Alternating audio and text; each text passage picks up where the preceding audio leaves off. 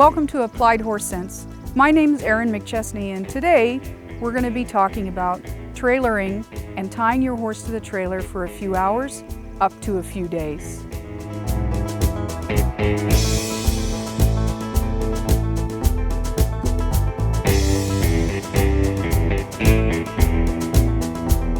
So when we have horses, we're going to trailer them out for any number of reasons. It might be that we're going to go see the veterinarian. We're going to go to ride with some friends and meet them at a trailhead, or we're going to go to a horse show or a clinic and be there for several days or sometimes just several hours. So we're going to talk about the things that we would bring for our horses to include and to help them to have things to eat, to keep them busy, and also to take care of them when we have them tied to the trailer. So let's start here. These are feed pans. They're low feed pans.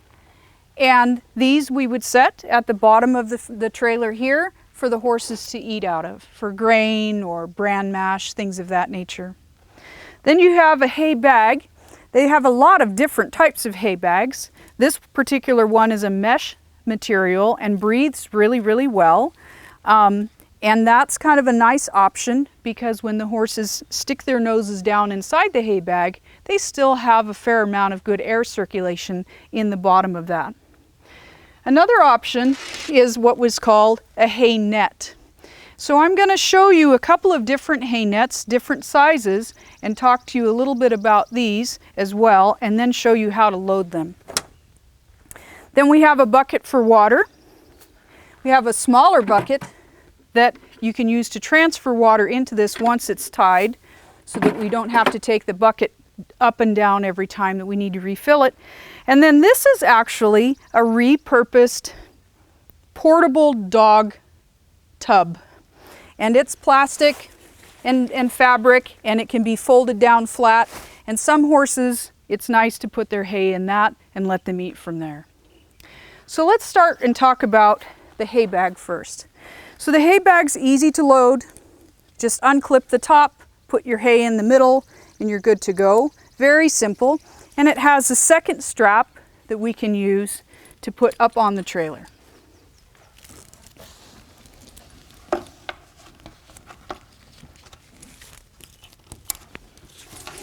And it just hangs there.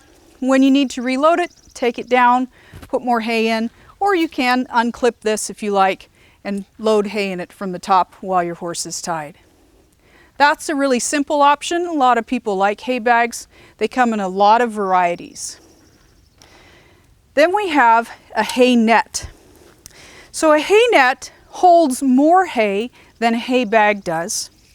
And it's really easy because the openings are very, very large for the horses to get hay out of them. So these are a really nice option for putting a fairly large amount of hay together for your horses to eat from, and also letting them have easy access to it. The problem with the hay net is that it will drop hay onto the ground. So the horses need to be tied in a way that they can also reach the hay on the ground that's going to fall out of it. But if you're at an event or a ride or endurance ride or 3-day event or NATRC ride or even horse camping when it's going to rain, the hay net is kind of a good option over a hay bag, because if it gets wet, the rain will go through it, and in here it tends to collect and become a little bit of a problem.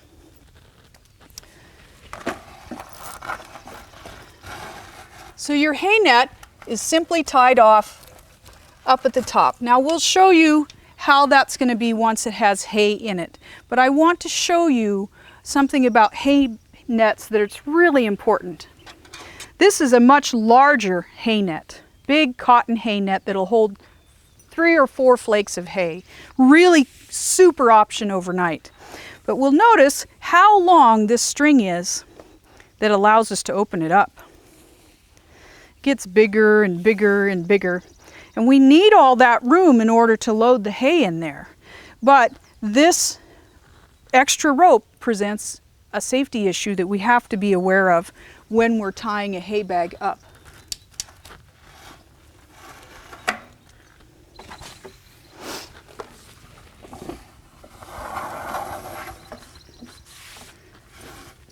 When I tie this hay bag off and leave it like this, I've got all this extra rope here that I have to be thinking about.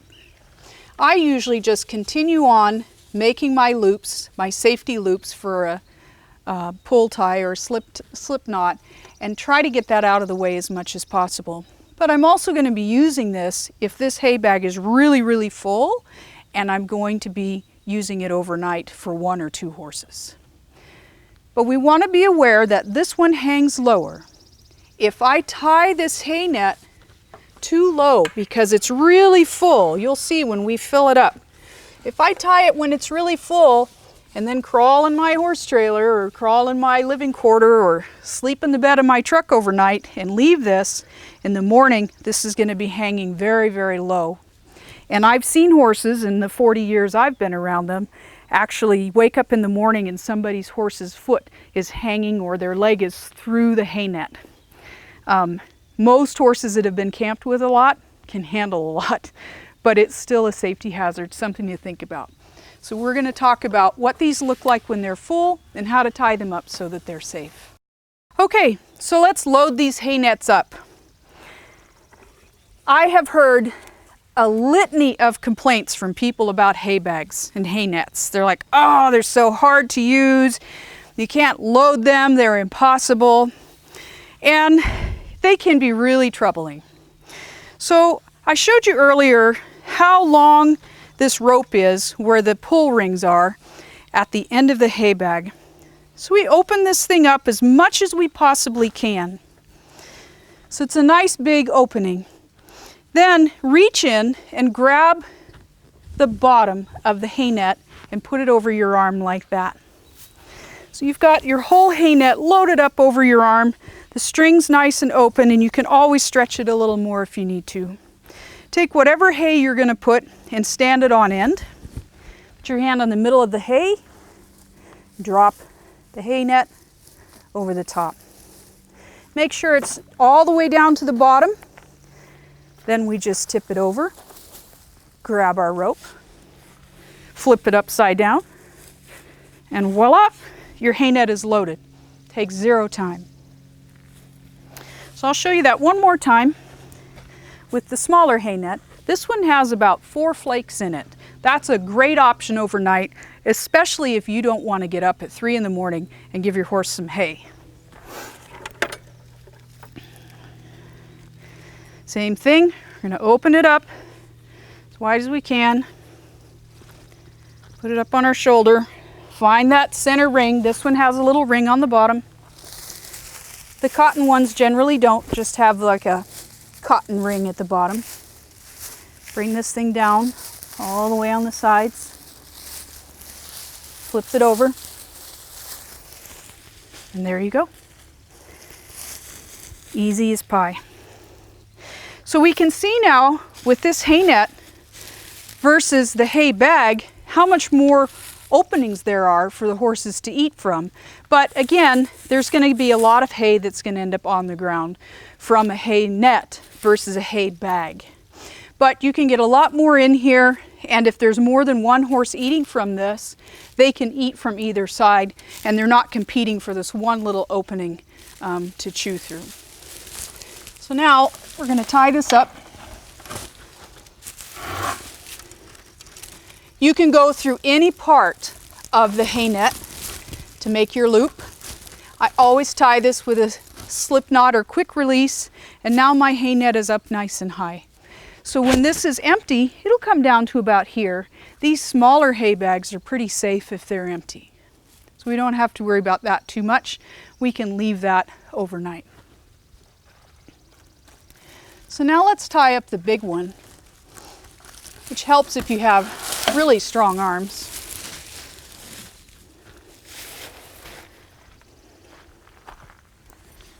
So this one's got almost 4 flakes of hay in it. Oh, this is super fun. There you go. So remember before I was talking about how much extra rope I have? So I'm going to need that extra rope because now I can't tie the top of the hay bag as high as I had it and as tight up on the top as when it was empty. Which means when this bag is empty, it's going to hang down to here, and now I've got a safety hazard because my horse could get their foot inside of that hay bag. So to start with, I'm just going to go around the hay net up on top to kind of hold it in place. I'm going to look for a loop down on the bottom, take my extra rope, and get this guy out of the way.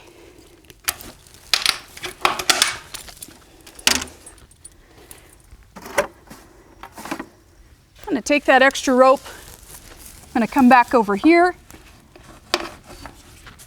pull it up as much as I can, put my safety slip knots in place, and now this hay bag, empty, is only going to come down to about here. And I can go to sleep tonight and I don't have to get up at 3 in the morning at an endurance ride to refill my hay bag. And there's lots and lots of hay in there. So the other thing to keep in mind is that when we are at an endurance ride, horse camping, or NATRC ride, or a 3-day event, if we're trailer camping at a 3-day event, the horses need to eat. They're out of their normal environment. They're oftentimes nervous, paying attention to other things. It's really important that they eat. So this is like a giant bag of Lay's potato chips. Or if somebody's into like M&Ms or whatever their stress food is, this is a great option to keep a horse nice and relaxed so that he can eat the whole time that he's there, which means that he'll be more calm and his system will be better and he's less likely to get a stress colic from being away from home. This is entirely too much hay, of course, to take for a ride if you're going to be gone only for a couple of hours. If we're just going to be gone for a couple of hours, we would either use a hay bag with a single flake in it or a smaller hay net with only a flake or two in it, or maybe even some kind of a feed pan or something of that nature that's collapsible that has a little bit of hay in it. So that's the first step we have about talking about hay and how to tie this up so that it's safe for the horses, and the quick and easy way to use a hay net so that it doesn't frustrate you. When it comes to a water bucket, I always have a smaller water bucket around just so I can refill this bucket to pour into this one. Now, we all have horses. We have lots of hay twine. It's your best friend. All right, so let's talk about what we do with our water bucket. If we put a water bucket down on the ground, if you've just come back from a trail ride and you're not going to be there very long and you put water in your bucket and it's down low and your horse can drink out of it, you're probably fine. Don't need to worry about it. And if you're at a horse show and you're afraid the horse is going to kick the bucket over and make a muddy mess next to your trailer, then it's okay to have your bucket loose, offer the horse water, take the bucket and move it out of the way where they can't get to it and bring it back as needed. But if we're going to leave it tied to our trailer, we want to use something like a piece of hay twine or even a tie strap. You don't want to use a bungee cord. Here's why. I put this bungee cord on here. So the first problem that I have is that if it gets lightweight, you saw that that hook already came off. So now this isn't attached anymore. It's not secure to the trailer. Plus these hooks on the bungee cord are very easy for the horse to hook their halter in. And if a horse hooks his halter on this and pulls back and the bucket of water comes towards him, it's going to go badly.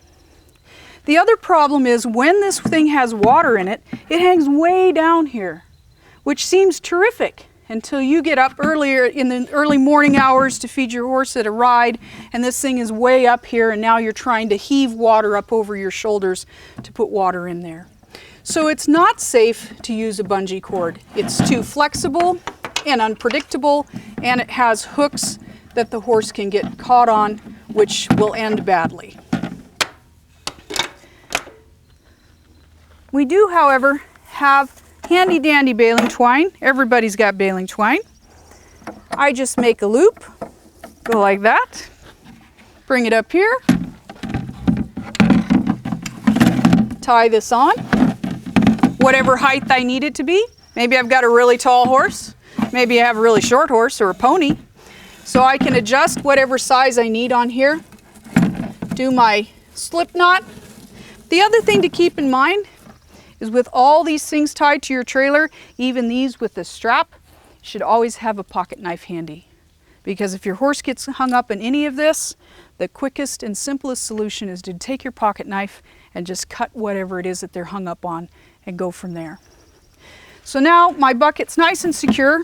It's not going to stretch down, get lower, and there's nothing my horse can get caught on aside from getting their rope underneath of that, but that could happen with anything. So that's really quick and simple. There's a ton of these things available to use. These baling twine is everywhere. You can adjust the height however you like and go from there. So those are different ways to put feed in front of your horses. So the next thing we're going to do is bring out a couple horses so you can see how to tie them for these different designs and talk about the difference between a short tie or a higher tie for a shorter type of event and a longer tie if you want your horse to have extended hours at the side of their trailer or even overnight. Today we're going to talk about tying our horse to the trailer with a short tie and a long tie, because sometimes we are just tying our horses for a few minutes or maybe an hour or two to go to the vet or to go riding or at a horse show or clinic. Other times we're tying them for overnight because we're at an endurance ride or an NATRC ride, or maybe we're going horse camping. This is Chevauchée. She's a 26-year-old Anglo-Arab. And the other horse behind me is Stoika. She's a 7-year-old Arabian. So let's start here with our short tie. I like to use a bowline, and I'll show you why that is after I tie this knot. And I like a long cotton rope, 8 or 10 feet long.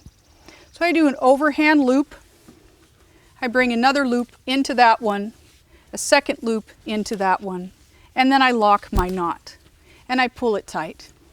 With the bowline tie, if she pulls back and this rope gets really tight and this knot gets really tight, I can still take a pocket knife and get up into here to cut this rope to get her loose.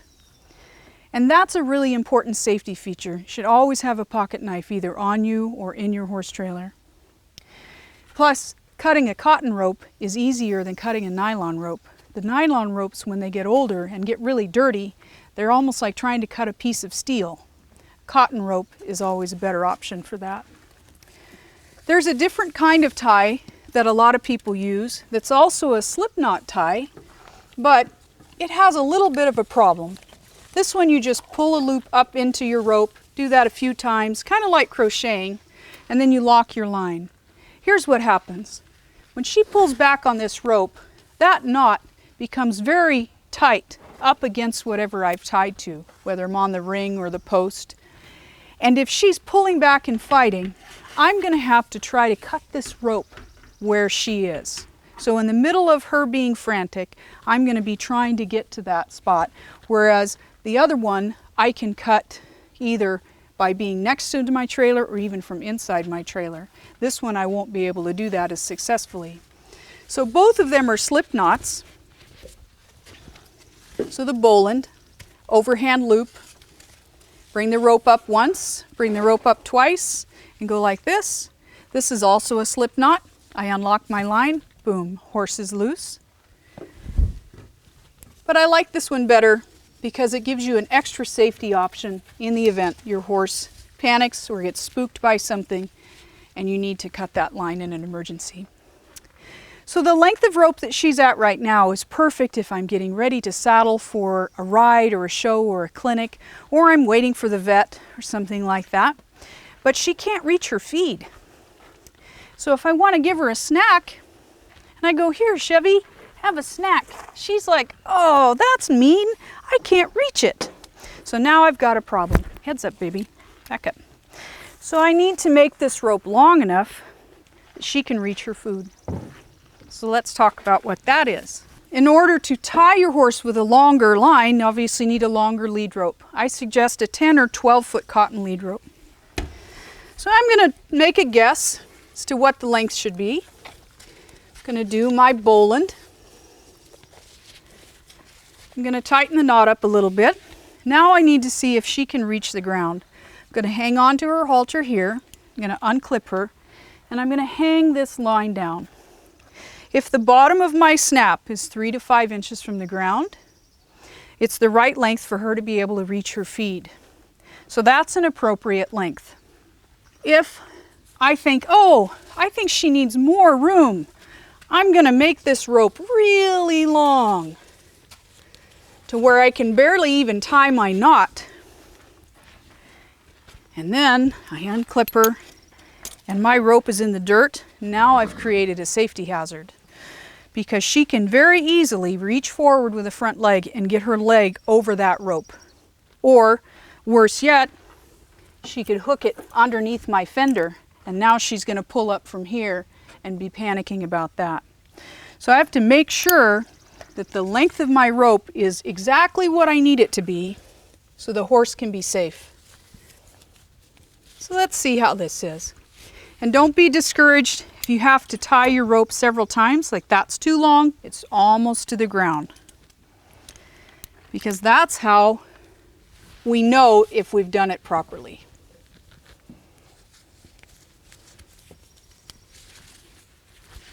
Always snug your knot up just a little bit so that you get an accurate sense of how long it is. And there we are, 3 to 5 inches from the ground. Perfect length for her to reach her food, and so I'm sure she's happy to show us that's true. And we put the bucket in front of her, and she can easily reach her feed. The rope isn't strained or stretched, and if that was a bucket of water or a feed pan with hay in it, or in this case a little bit of grain, she can easily reach that without having any safety hazards. Okay. So here what we've done is we've got both mares, Stoika and Chevy, tied on a shorter tie. This is assuming that we're going for a trail ride or we're at a horse show or something of that nature. We've got their water buckets tied with the hay twine so that it's easy, disposable, doesn't stretch. If they get caught up in it, we can quickly cut it with a pocket knife and move on from there. And there's no water in their buckets right now. We just have them hanging up for demonstration. Chevy's is behind her, so you can't see it right at the moment. So we're letting these two horses share a hay bag. And I wanted to show you the difference between the horses sharing a hay bag and horses sharing from a hay net. There is a difference in that, and so we kind of want to make that observation of what we're seeing here. So we see that in this hay bag it has two openings, two small openings, and luckily these two mares get along pretty well and they're willing to take turns getting into the hay net. And that's completely fine if the horses are not very hungry, you're not at the end of an endurance ride or a long camping ride that you've done, you've been out on the trail for 7 or 8 hours and your horses are really famished. Then they're going to be a little less inclined to be so comfortable with each other and so easy to share. But you can see that it does work. And of course, if we were tying these horses overnight, we would have individual hay bags for them or individual hay nets for them. But sometimes it helps horses to be more settled and more relaxed if they can share their hay with a buddy at the trailer. A lot of times that actually is a real benefit. So let's take a look at this now. I'm going to switch this out and we're going to come right back and I'm going to show you what it looks like for them to be sharing from a hay net instead of a hay bag. So now the horses are sharing from a hay net instead of a hay bag. What you'll notice is that they don't have to compete for either side of the bag, those little holes that were in the hay bag, that they can pull from anywhere they like, from the top of the hay net, the bottom, the side, and it's easy access for both of them to get to the hay net and to get to the hay. So, of course, Chevy seems to think that I put this hay net up there for her to rub her face on rather than to eat from, because that's a fun game to play. But what we want to pay attention to is how much easier it is for them to have access to the hay over an individual hay bag if you were letting your horses share. And that doesn't always work to let them share. Not all horses are interested in that, or they would allow that, or if you have a stallion, you're not going to be sharing that hay net or hay bag with other horses. But in the event that we do want to take horses that are familiar with each other and give them an opportunity to have really good access to the hay net is a really good option to have for them to be able to pull hay from anywhere from there. But we do have to pay attention to the idea that this hay net is going to get lower and lower and lower as it becomes more empty, and so paying attention to that ahead of time when we tie it up, or if we're going to be around or nearby, in about an hour's time, come back and tie the bag up higher so that the horses can then still get access to the hay but not have a safety hazard. The difference with the hay net versus the hay bag, you'll notice though, is the amount of hay that's landing on the ground. And so that's an issue where now you see that Chevy's trying to get to the hay on the ground and she can't reach it. So if I'm going to set these horses up to where they can reach that hay, I need to tie them longer so that they can get to it. But if I tie them longer to get to that hay, I'm going to want to switch to letting them have individual bags or 2 bags side by side so that my ropes are not too long, so the horses can then reach the hay that's on the ground and not have any hazards associated with the side of the trailer. That's pretty good, huh, girls? Yeah. So that's our episode of Applied Horse Sense for the day. My name's Erin McChesney. I'm really glad that you were able to join us this afternoon. Had a lovely time giving you a lot of information and look forward to sharing more information with you in the future. Have a great ride.